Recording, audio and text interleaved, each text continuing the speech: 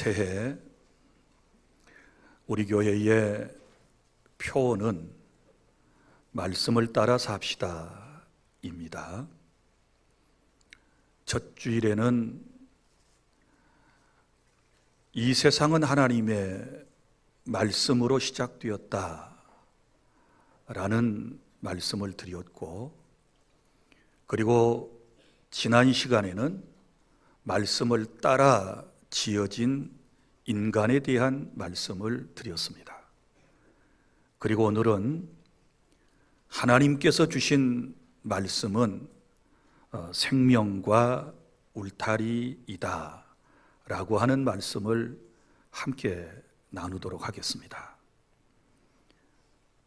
사람들은 자유를 외칩니다. 내 인생의 주인은 자신이다라고 목청을 돋웁니다. 그러면서 내가 원하는 대로 나는 살 권리가 있다라고 말하면서 인간 세상의 모든 규칙은 대부분 개인의 자유를 억압한다라고 말합니다. 여러분, 이러한 말들은 고상하고 매력적으로 우리에게 종종 들려오지만 현실은 다릅니다. 우리 사회를 보십시오. 자유를 외칠수록 질서는 무너지고 있고, 질서가 무너지자 인간관계는 깨어지고, 그리고 결국은 자신이 상처를 입습니다. 사랑하는 성도 여러분, 진정한 자유는 방종이 아닌 것입니다. 반드시 기준이 필요하고 그 기준 위에 질서가 세워질 때 자유는 오래 지속될 수가 있는 것입니다.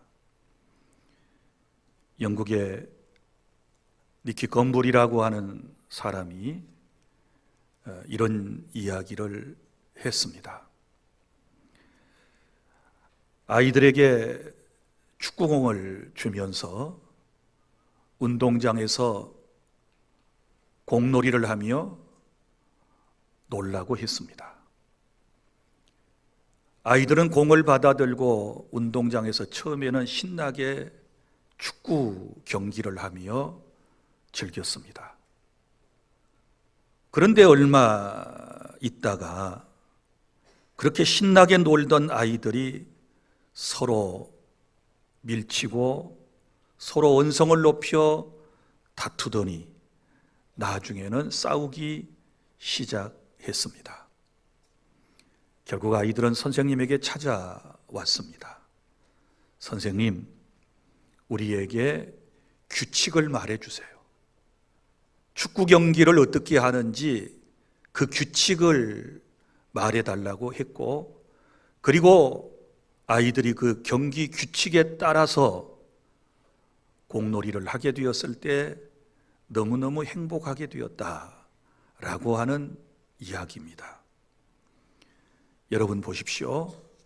규칙이 사라지면 자유롭고 행복한 놀이가 아니라 함께 놀 수 있는 질서 자체가 무너지게 되는 것이지요. 그래서 기준 없는 자유는 절대 오래 갈 수가 없다라고 하는 것입니다. 사랑하는 성도 여러분, 우리 하나님은 우주 만물을 창조하셨고, 특별히 이 땅 위에 에덴 동산을 하나님께서 만드셨습니다. 그리고 창조 엿새째 되는 날, 창조의 하이라이트라고 할 수 있는 인간 아담을 하나님께서 만드셨습니다. 그리고 하나님께서는 아담을 그대로 두지 아니하시고 하나님의 말씀을 오늘 그에게 주시는 모습을 볼 수 있습니다. 그러니까 하나님의 질서 안에서 생명을 이으며 살아가야 할 존재로 말씀을 하신 것입니다. 오늘 본문인 창세기 2장 15절부터 17절까지의 이 말씀은 하나님께서 인간에게 주신 첫 번째 명령이라고 말합니다. 곧 창조의 질서 안에서 주신 하나님의 언약의 말씀인 것이지요. 그래서 저는 이 말씀을 통해서 오늘 주님께서 저와 여러분들에게 들려주시는 음성을 그대로 전달해 드리기를 원하는데, 첫째는 하나님은 인간을 에덴 동산에 두시고 삶의 목적을 말씀하셨습니다. 그것이 오늘 15절 말씀입니다.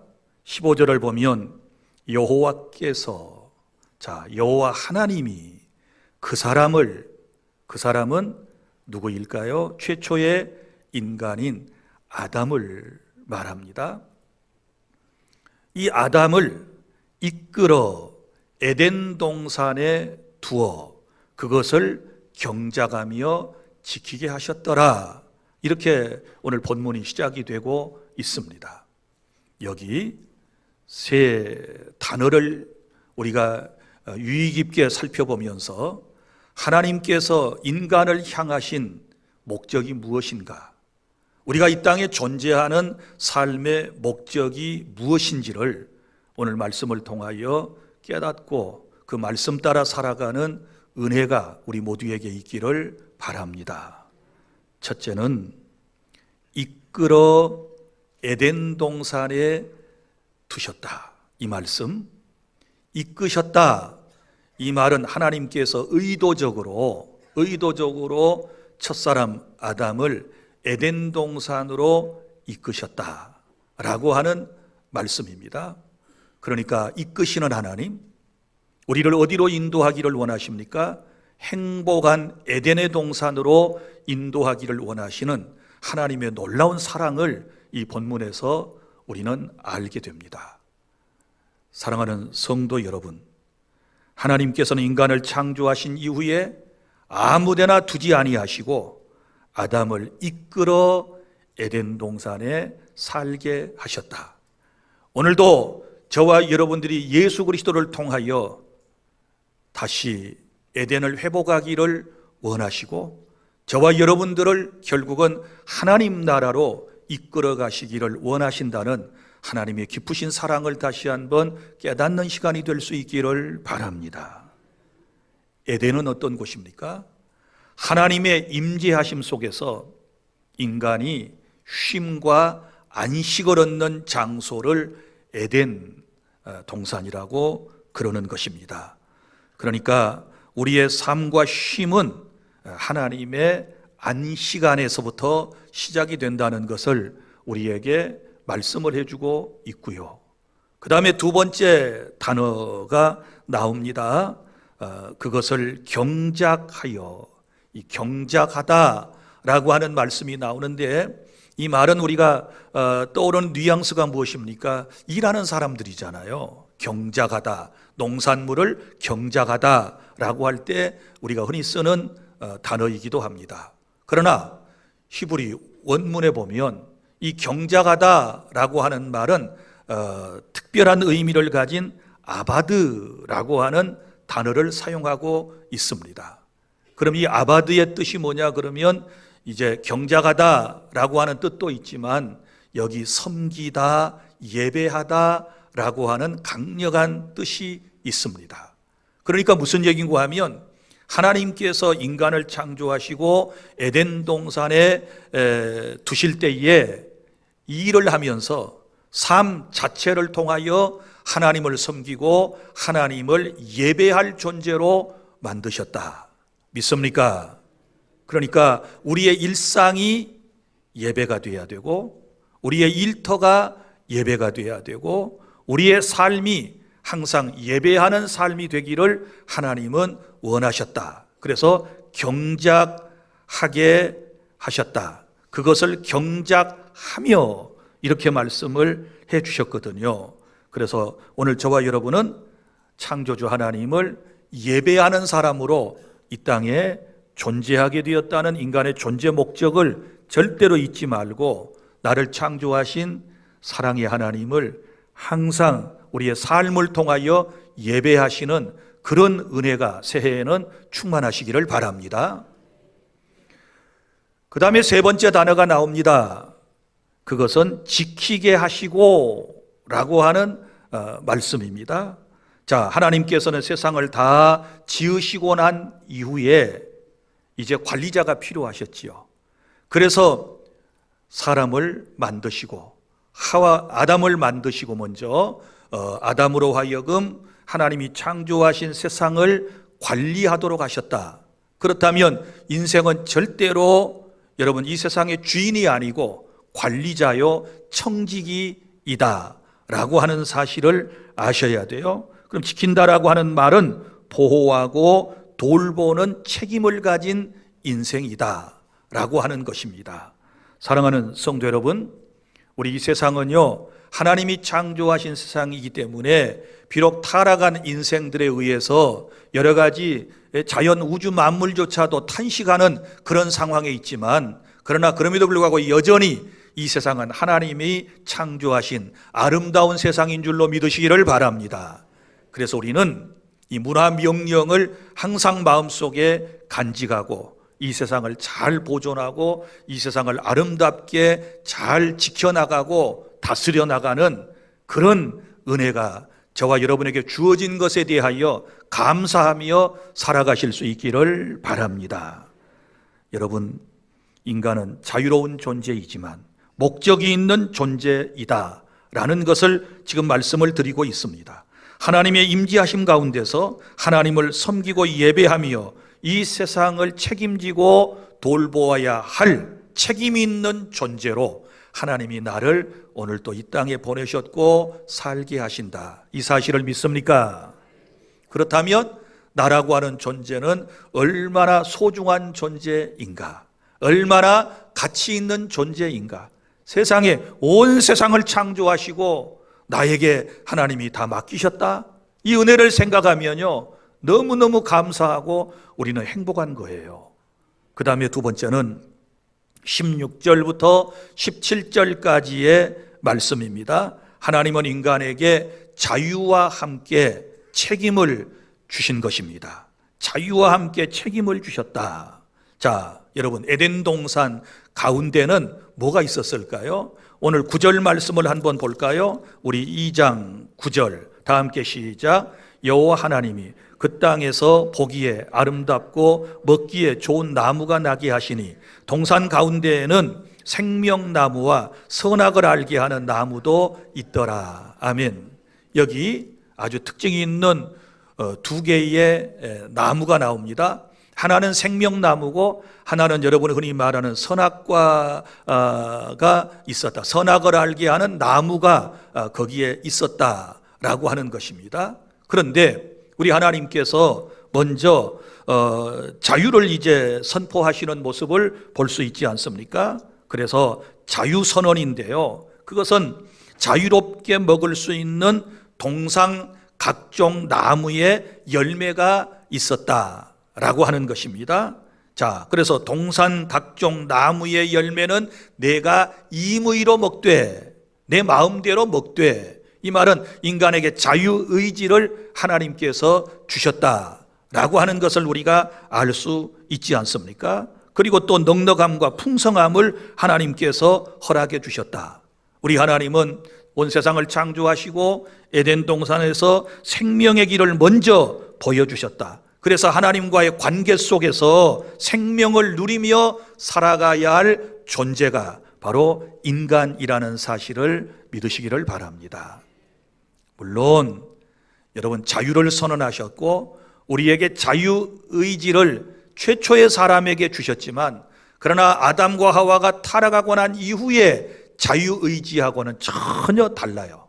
전혀 다릅니다. 지금 여기는 타락 이전에 임의로 각종 나무의 열매를 먹을 수 있는 그런 자유를 주셨고, 타락한 이후에는요 완전히 다른 이제 인간의 타락된 자유의지만 지금은 우리에게 있기 때문에 하나님의 은혜 없이 가만 뭘 선택하라고 놔두면 인간은 누구나 다 죄를 선택해. 이게 로마서의 주제이기도 한 것입니다. 모든 사람이 죄를 범하였고 하나님의 영광에도 이르지 못하였고 선을 찾는 사람도 없고 의를 행하는 사람도 없고 다 한 가지로 치우쳐서 죄의 길을 따르는 이 타락한 인간의 본성에 대한 이야기가 또 나오고 있는 것을 우리는 잘 알고 있습니다. 그래서 하나님께서 먼저 자유의 선언을 주셨고 그 다음에 두 번째는 경계의 선언을 주신 것입니다. 여기 보면 선악을 알게 하는 나무의 열매는 먹지 말아라. 선악을 알게 하는 나무의 열매는 먹지 말아라. 이거 경계를 지금 선언하시는 말씀이거든요. 왜 그러셨을까요? 이것은 제가 경계라고 하는 표현을 썼는데 하나님과 인간은 분명한 경계가 있어요. 하나님은 창조주이시고 인간은 피조물인 거거든요. 그런데 만약에 인간이 선악과를 따먹게 되면 어떻게 될까요? 그 경계가 무너져요. 그래서 선악을 알게 하는 나무의 열매 이렇게 얘기를 했잖아요. 그 선악과를 따먹는 순간에 자기가 하나님처럼 되려고 하고 자기의 모든 것을 기준으로 삼아 버리게 되는 거예요. 그러니까 하나님으로부터 멀어지는 거거든요. 이게 경계거든요. 그래서 피조물인 인간은 하나님이 금하신 그 선악을 알게 하는 나무의 열매를 따먹으면 안 되는 거예요. 그런데 이 경계가 나중에 무너지는 안타까운 모습을 볼 수 있습니다. 사랑하는 여러분, 그래서 동산에 있는 모든 나무의 열매는 임의로 먹을 수 있도록 하나님이 그 선택을 허락하셨지만 어디에 생명이 있는지를 분명하게 말씀을 해주셨다라고 하는 것을 알 수 있습니다. 그 다음에 세 번째는 이제 결과의 경고입니다. 무슨 말인가 하면 네가 먹는 날에는 반드시 죽으리라.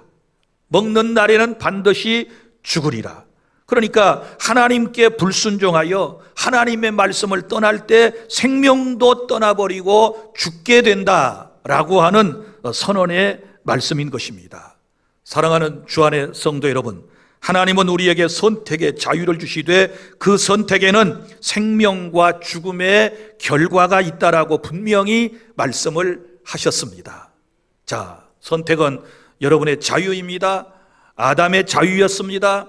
그러나 그 결과는 자기가 책임을 져야 하는 것입니다. 자, 그래서 셋째로 하나님의 말씀은 생명을 지키는 울타리와도 같은 것이다 라고 말할 수 있습니다. 오늘날 많은 사람들은 하나님의 말씀을 자신들의 자유를 억누르는 것으로 오해를 하고 부정적인 생각들로 가득 차 있는데 여러분 절대 그렇지 않습니다. 여러분 보십시오. 자칫 잘못하면 교회는 여러분의 자유를 억압하는 것처럼 보여질 때가 있어요. 성경도 목사의 설교도 왜 내 신앙의 자유마저 억압하는가? 내가 인격을 가진 사람인데 내 마음대로 내가 다 알아서 신앙생활하고 그럴 터인데 뭘 목사는 설교를 통하여 가르쳐드리려고 그러고 설득해가지고 자기 의도하는 대로 뭘 이끌어가려고 그러는가? 이런 오해가 일어날 수도 있거든요. 이게 사람이에요. 이게 사람입니다. 그러면서 어떤 사람은 저한테 이렇게 말해요. 아니 목사님, 나 자유의지 있어요. 왜 목사님이 제 인생에 대해서 이러쿵저러쿵 말하십니까? 왜 이 일을 하라고 그럽니까? 왜 이 일을 하지 말라고 그러십니까? 왜 목사님을 그렇게 설교하십니까? 저 자유의지 있으니까요. 제가 제 마음대로 저도 할 수 있는 거예요. 너무 강요하지 마세요. 이런 사람도 있어요. 다시 에덴 동산에서 타락 이전의 자유의지는 선한 거예요. 그러나 타락한 이후에 인간의 자유의지는 완전 전적으로 부패하고 타락이기 때문에 가만 놔두면 누구나 다 그 자유의지를 가지고 선을 선택하는 게 아니고 악을 선택하고 하나님을 선택하는 것이 아니고 죄악을 선택하는 그런 인간이라는 것을 지금 모르고 있는 거예요. 그러니까 자유의지 함부로 남용하지 마세요. 진정한 자유의지는 에덴 동산에서 타락 이전의 자유의지고 지금의 자유의지는요 하나님이 허용하지 않으세요. 깨달을 수 있기를 바랍니다. 지금 그대로 놔두면 다 죄악된 길로 가요. 다 어그러진 길로 가요. 다 하나님의 말씀 앞에 불순종할 수밖에 없는 그런 인생으로 전락하게 되는 것입니다. 여러분, 속도 제한이 없는 도로에서 모든 자동차는 자유로워 보이지만, 그러나 그 도로 위에서 사고가 반복되면 반드시 거기에 제한 속도가 생기는 것입니다. 그 이유는 단 하나입니다. 자유보다도, 속도보다도 뭐가 더 소중합니까? 생명이 더 소중하기 때문에 제한 속도라고 하는 것이 생기는 것입니다.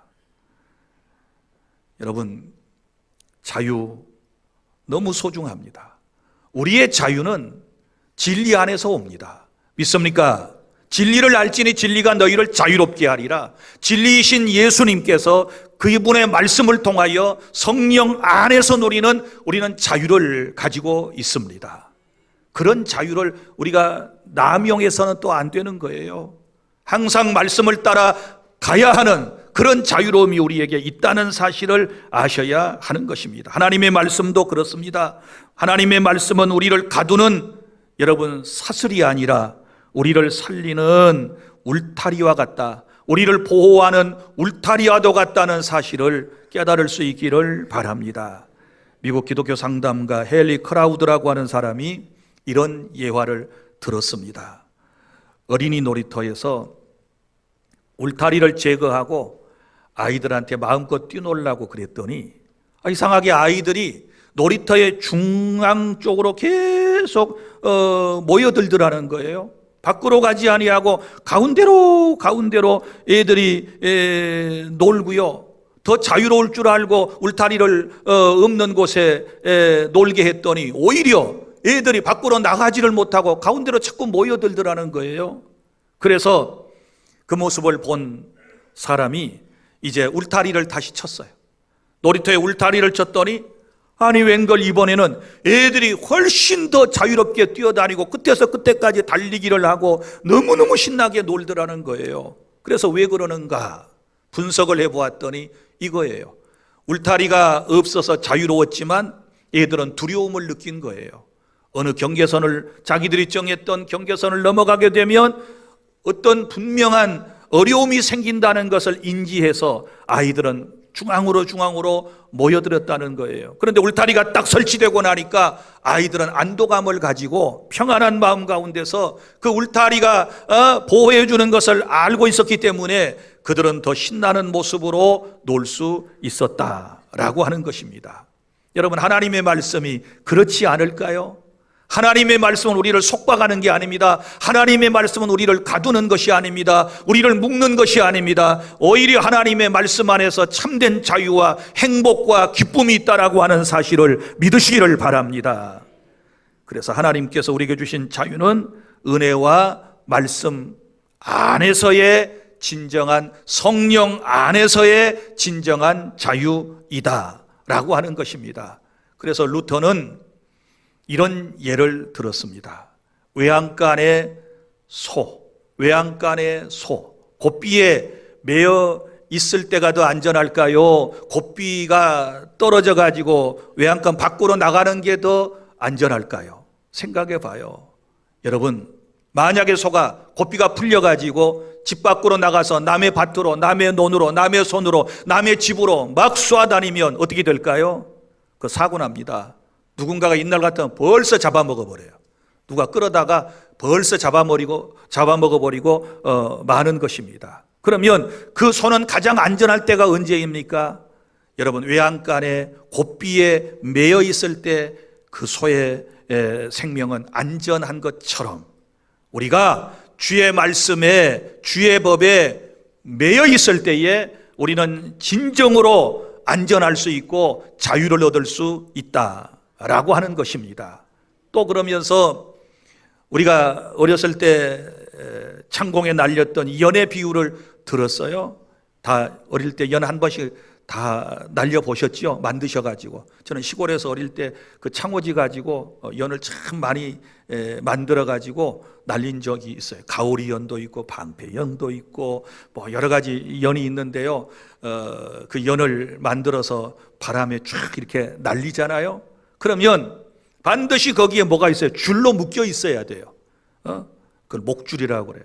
자, 이 줄로 묶여 있을 때에 이 연은 바람을 타고 어때요? 창공 위로 높이 올라가요. 그리고 아이들이 얼레를 가지고서 줄을 풀었다가 당겼다가 하면서 여러 가지 아름다운 장면을 연출하지 않습니까? 그런데 이 연이 생각하기를, 아니 왜 내 목줄을 묶어가지고 저 꼬맹이 녀석이 얼레를 가지고 나를 뭐 풀었다가 놨다 지 맘대로 하는 거야.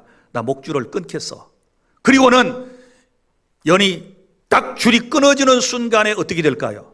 잠시는 바람에 따라서 휙 날아갈 수 있겠지만, 그러나 곧바로 이 연은 바람에 의해서 땅바닥에 내팽개쳐요. 논바닥에 꽂히든지 산에 어디에 나무에 걸리든지, 그리고는 다 찢어져 버리게 돼요. 우리 인생도 마찬가지입니다. 하나님의 말씀과 내가 연결되어 있어야 진정한 자유가 있고 행복이 있고 우리의 삶이 더욱더 빛나게 되는 것이고 하나님께서 기뻐하시는 모습으로 살아갈 수 있는 줄로 믿으시기를 바랍니다.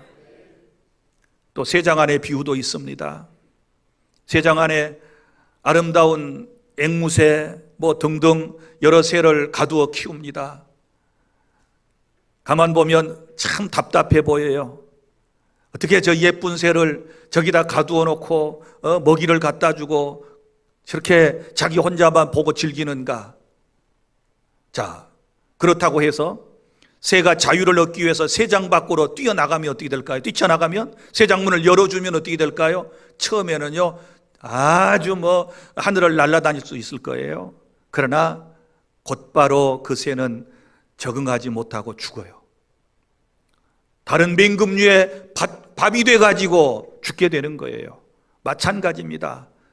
여러분, 집에서 기르는 새는 새장 안에 있을 때 가장 안전하고 가장 아름답게 보이고, 그러는 것처럼 우리가 하나님의 말씀 안에 있을 때, 우리가 성령 안에 있을 때 우리의 삶은 더욱 빛나고 행복하게 된다라고 하는 사실을 믿으시기를 바랍니다.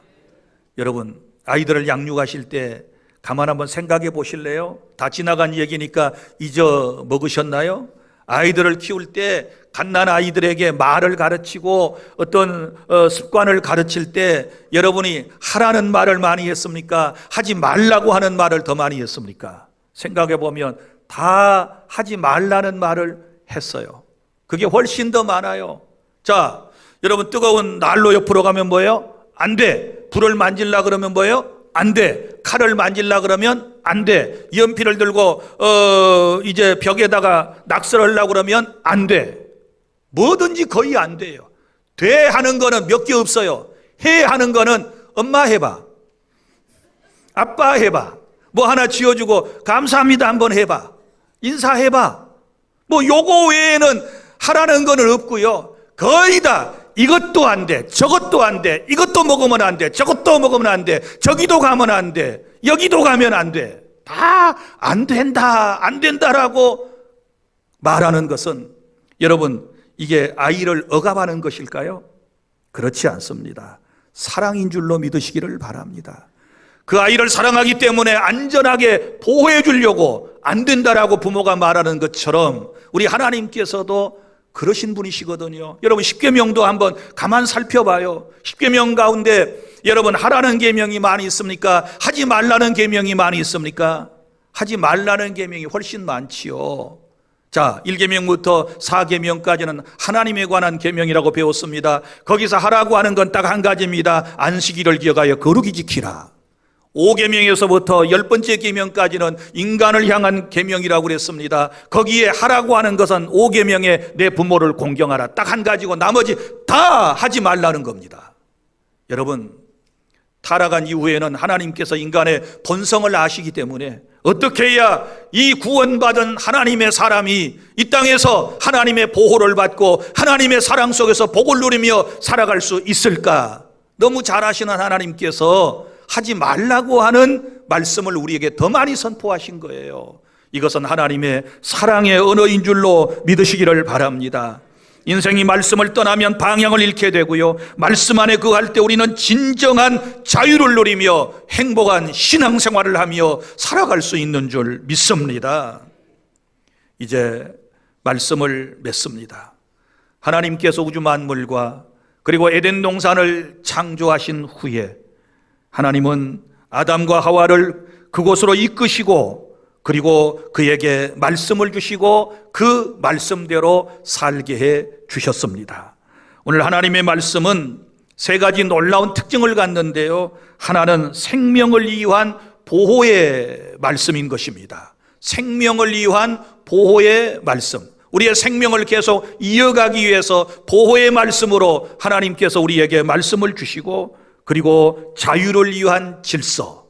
여러분, 자유를 위한 질서. 제가 아까 규칙을 알지 못한 가운데 운동장에서 공을 가지고 놀던 아이들이 결국은 처음엔 좋은 것 같았지만 나중에는 서로 다투고 싸운다는 얘기를 여러분에게 드렸습니다. 그렇습니다. 하나님의 말씀은 우리에게 자유를 위한 질서의 말씀인 줄로 믿으시기를 바랍니다. 그러니까 말씀 따라 살면 여러분, 교회도 질서가 생기고요, 말씀 따라 살면 내 정신세계에도 질서가 생기고요, 내가 하나님의 말씀 따라 살아가면 사회 공동체는 전반적으로 여러분 평안하고 질서 있는 그런 사회가 되어지게 될 줄 믿습니다. 그리고 하나님의 말씀은 하나님과의 언약의 말씀입니다. 자, 이걸 우리가 하나님과 인간 사이에 맺은 최초의 이걸 행위 언약이라고 그래요. 이 언약, 하나님이 말씀하셨어요. 인간을 대하실 때 항상 하나님은 언약을 통하여 말씀을 하시거든요. 이렇게 살아라, 이렇게 행하여라. 주님께서 말씀하시고 그 뒤에 보상도 있으시고 그 뒤에 벌에 대한 말씀도 명시를 하시거든요. 오늘 말씀은 그러지 않습니까? 다음 주에 이제 선악과에 대한 말씀을 여러분에게 드리겠지만, 오늘 말씀은 여러분, 이제 하나님께서 저와 여러분을 사랑하셔서 생명과 울타리로서 말씀을 주셨다는 사실을 믿으시기를 바랍니다. 이제 우리는 스스로에게 물어야 합니다. 나는 하나님의 말씀을 억압으로 오해하고 있지는 않는가? 말씀을 들을 때마다 오해가 너무 많아요. 왜 목사님 그렇게 막 사람을 설득하고 권면하고 윽박지르듯이 그렇게 설교해가지고 내 인권과 내 인간의 자유의지를 침해하는 것입니까? 뭐 이런 사람들이 있어요. 여러분, 하나님의 말씀은 결코 그렇지 않습니다. 다시 말하지만 말씀 안에서 참된 자유를 누리는 것인 줄로 믿습니다. 말씀 따라 살면 얼마든지 자유를 누릴 수 있어요. 그래서 이제 내 삶의 기준은 말씀인가? 아니면 내 감정인가? 아니면 세상의 논리에 따라서 살아가고 있는가? 우리가 다시 한번 자문자답해야 하는 상황에 지금 있고, 오늘 하나님은 말씀하셨습니다. 저와 여러분들에게 오늘 또 세 가지 놀라운 말씀을 하나님이 주셨습니다. 하나님이 에덴 동산으로 우리를 이끄셨고, 그것을 경작하며 예배하게 하시고, 그리고 잘 하나님이 창조하신 이 세상을 잘 이제 청지기로서 보살피고 관리해 나가라고 하는 놀라운 문화적인 명령을 하나님이 우리에게 주셨거든요. 그럼 이 말씀을 받은 우리는 어떻게 반응을 해야 할까요? 자, 말씀을 듣는 데서 멈추지 말고, 아는 데서 끝내지 말고, 이제는 말씀을 따라 살아가는 저와 여러분이 될 수 있기를 바랍니다. 하나님의 말씀은 우리를 묶는 사슬이 아니라 우리를 살리는 생명의 울타리와도 같다는 사실을 꼭 기억하고, 때로는 말씀을 들을 때 부담이 되기도 하겠지만, 그러나 그럼에도 불구하고 이 말씀이 나를 살리고 이 말씀이 나를 지키고 나를 보호하여 하나님 나라까지 인도하신다는 확신한 믿음을 가지고 새해에는 꼭 주님이 주시는 말씀을 따라 나아가실 수 있기를 축복합니다. 기도하겠습니다.